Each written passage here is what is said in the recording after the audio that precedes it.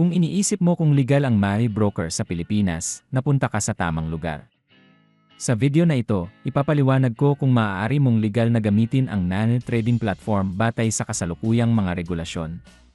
Sa aming opinyon, ang NAN broker ay pangunahing nakatuon sa mga advanced na mamumuhunan.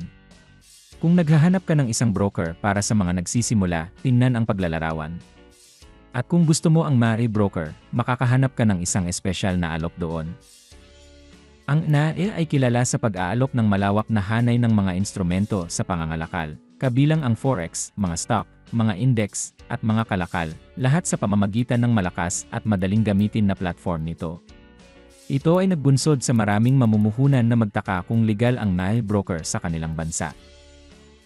Ang NAN ay isang legal na operating broker, at ang mga user ay maaaring magbukas ng account at magsimulang mag-trade ng walang mga issue.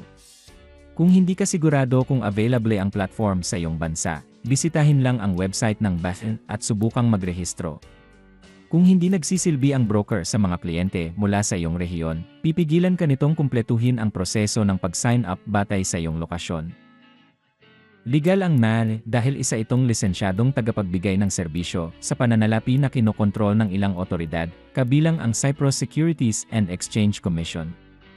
Ang mga lisensyang ito ay nagpapahintulot sa gani na magbigay ng mga serbisyo sa pangangalakal sa mga user sa maraming bansa, hanggat sumusunod ito sa lahat ng mga kinakailangan sa regulasyon, gaya ng proteksyon sa pondo ng customer, transparency at pagsunod sa mga lokal na batas.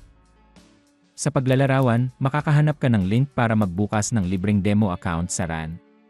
Ito ay isang mahusay na paraan upang subukan ang platform nang hindi nanganganib sa iyong sariling pera.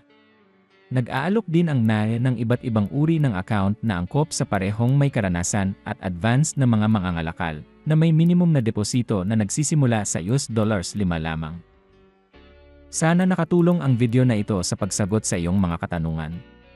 Kung nangyari ito, mangyaring mag-iwan ng like at mag-subscribe sa channel upang manatiling updated sa higit pang nilalaman tungkol sa online na kalakalan at pamumuhunan.